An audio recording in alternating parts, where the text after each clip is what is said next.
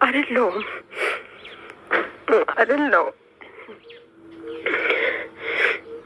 ታሪክን መድገም አልፈልግም። ልጄን ያላባት ማሳደግ አልፈልግም ብዬ ነገሮችን እንዳለ ታግሻለሁ። ለምን እኔ ያለ እናትና ያለ አባት አድጌ ስለማቅ ማለት ነው። ልጅ ሲኖር ፍቅሩ የእናትም የአባትንም አጣጥሞ ቢኖር ደስ ይላል። ገባችሁ? ያ ነገር ግን አልሆነም። ለዛ እኔ ልፋቴ በከንቱ ቀረ አልልም። ልጅ በጣም ነው የምወደው።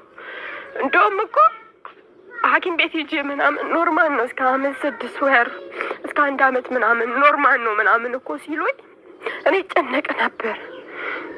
ለምን እኔና እሱ ብዙ ጊዜ እንጨቃጨቃለን፣ ቤት ውስጥ እንጣላለን። ምናልባት ልጅ ቢኖር እኮ ይሄ ጭቅጭቅ ምናምን ለልጃችን ስንል እናስወግዳለን ብዬ የመውለድ ጉጉቴ በጣም የጨመረ ነበረ እና እሱም ከኔ ልጅ ምናምን ነገር ስለሌለው በቃ የሆነ አላ እንደዛ ነው ስሜት የሚሰማው ይመስለኝ ነበር። እና እስኪ ላስደስተው፣ ገባችሁ? እስኪ ላስደስተው ልጅ ከኔ ቢኖር ምናምን ነገር ብዬ አስብ ነበረ። ግን በቃ ጊዜው ሆነና ሐኪም ቤት ሄድኩኝ ምናምን ፎሊክ አሲድ እንድጠቀም ነገሩ።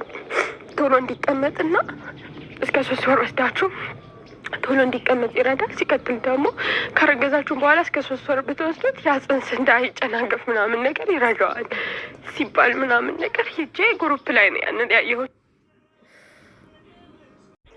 ይኸው በሌለውበት ሳትደውል ሳታሳውቀኝ ይኸው በሩን ሰባብራ ቁልፍ በሩን ሰባብራ ይኸው እንዳለ እቃ ወላሂ ይኸው በሩን እዩት ገነጣጥላ ከማን ጋር እንደሆነ ሳላቅ ይኸው እንዳለ እቃ ይዛ ወጥታለች እንዳለ። ለማንኛውም ይኸው አላህን ማትፈራ ሴት ይኸው እቃ እንዳለ ቦርሳ ምን አሁን ደውላ አዲስ አበባ ሄጃለሁ አለችኝ። አልሐምዱሊላህ በዚህ መልኩ ያለ ሽማግሌም ውሳኔ በራሷ ምርጫ ወጥታለች ማለት ነው። አላፍርም፣ ደስተኛ ነኝ። አልሐምዱሊላህ የቀራትም ነገር መውሰድ ትችላለች። ነገር ግን እኔ በሌለውበት ይኸው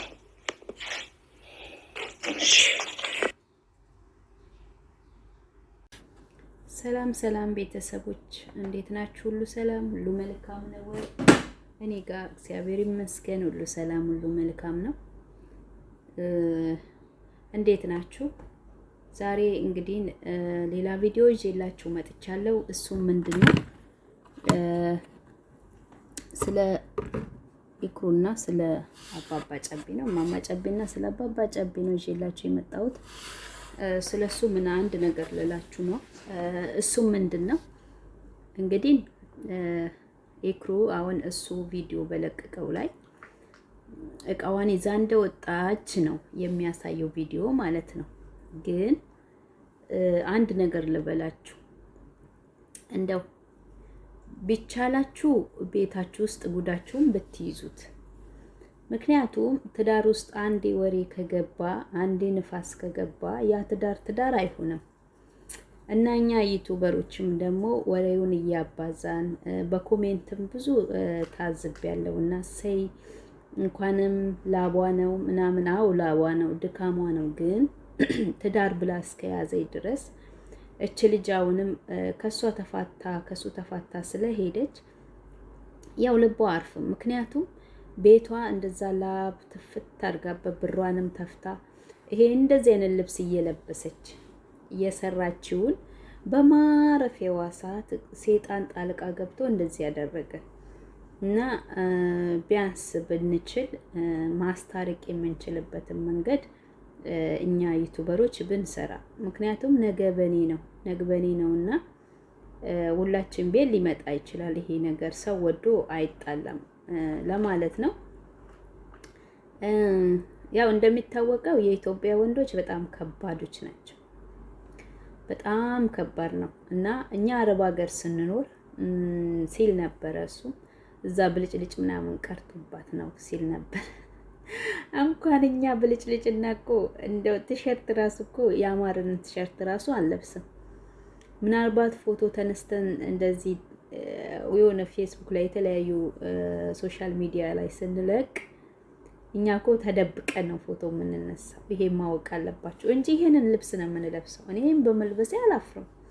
ምክንያቱም መከበሪያ ስለሆነ አንድ ፖሊስ ልብሱን ካለበሰ ያ ሰውዬ ፖሊስ መሆኑ አይታወቅም። አንድ ዶክተር መሆኑ የሚታወቀው ጋውኑን ወይ ልብሱን ሲለብስ ነው። የትኛውም ስራ ዘርፍ ውስጥ ያለው ሰው ያንን ጋውን ሲለብስ ነው ወይ ደግሞ ልብሱን ሲለብስ ነው ሌላ ሰው እንደ ይሄ ነው ስራው ብሎ ያንን ሰው የሚያከብረው። ስለዚህ እኔ መከበሪያ ነው ይሄ ልብስ፣ አሳፍረኝ እሱን በመልበሴ።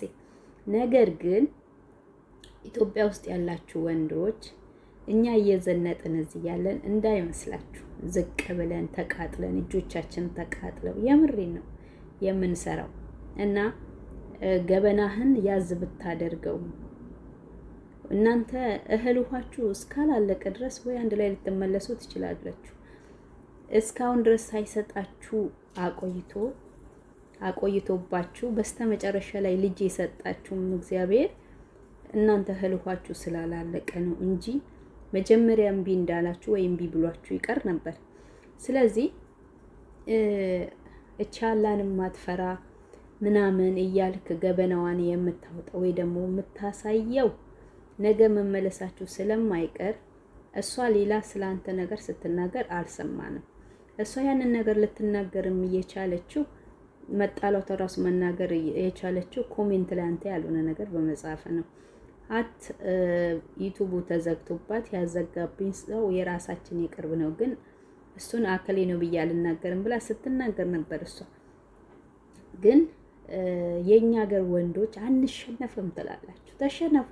ለኑሯችሁ እኮ ነው፣ ለራሳችሁ እኮ ነው። ምን አለ ብትሸነፉ? አሁን እኔ አጥፍቻለሁ ይቅርታ አድርጉ ብትሉ ምን ችግር አለ? ምክንያቱም እንኳን የበደለና ያልተበደለ ራሱ ይቅር ይበል ይላል ቃሉ። እኛ ስለተበደልን አይደለም አንድ ሰው ይቅርታ የምንጠይቀው፣ ስለበደልን ሳይሆን ስለተበደልንም ነው ይቅርታ መጠየቅ ያለብን ቃሉ እንደዛ ስለሚል እና ነፋስ አታስገቡ። ትዳር ውስጥ አይደለም ሚዲያ ላይ አውጥታችሁት ቤተሰብ አንድ ሰው ሁለት ሰው ከገባ ራሱ ያ ትዳር አይሆንም በፍጹም። እና ይሄን ነገር ተቆጠብ። አብሶ ቢኒያም ተቆጠብ።